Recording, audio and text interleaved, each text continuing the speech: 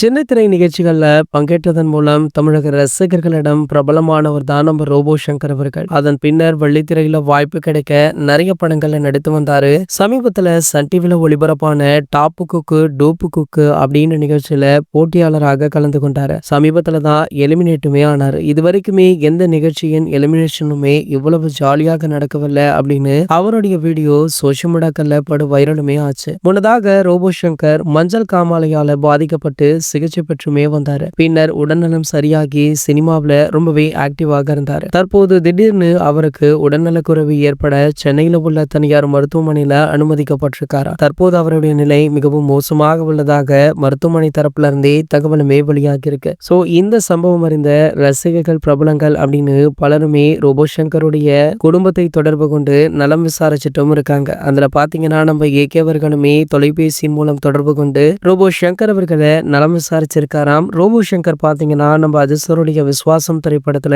அவருடன் இணைந்து நடிச்சிருப்பாரு. சோ அது மட்டும் இல்லாம ஏகே அவர்களுடைய கையால பிரியாணியுமே சாப்பிட்டிருந்தேன். சோ அவர் ரொம்பவே நல்ல மனிதர். அப்படி ஒரு மனிதரை இந்த உலகத்துல பார்க்கவே முடியாது அப்படின்னு சமீபத்துல கொடுத்த பேட்டியில கூட நம்ம ரோபோ சங்கர் அவர்கள் அதிசரை பற்றி ஆஹா ஓஹோன்னு புகழ்ந்து தள்ளியும் இருப்பாரு. சோ இந்த வீடியோவை ஷேர் பண்ணி ஏகே ரசிகர்களுமே ரோபோ சங்கர் அவர்கள் சீக்கிரமாக வீடு திரும்ப வேண்டும் அப்படின்னு ஆறுதல்களையும் தெரிவிச்சிட்டு இருக்காங்க. இது போன்ற செய்திகளை பற்றி நீங்க உடனே தெரிஞ்சுக்க நம்மளுடைய சேனலை மறக்காம சப்ஸ்கிரைப் பண்ணிக்கோங்க.